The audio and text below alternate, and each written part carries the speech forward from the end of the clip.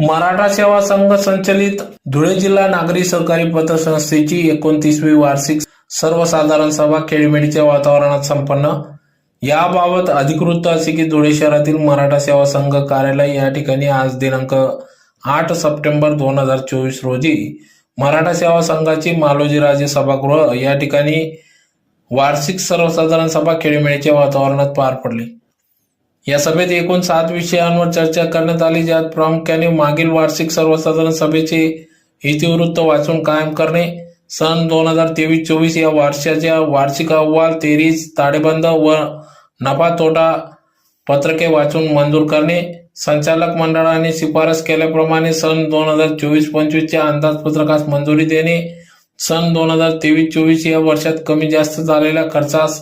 मंजुरी देणे, संचालक मंडळाने शिफारस केलेल्या नफा वाटणीस मंजुरी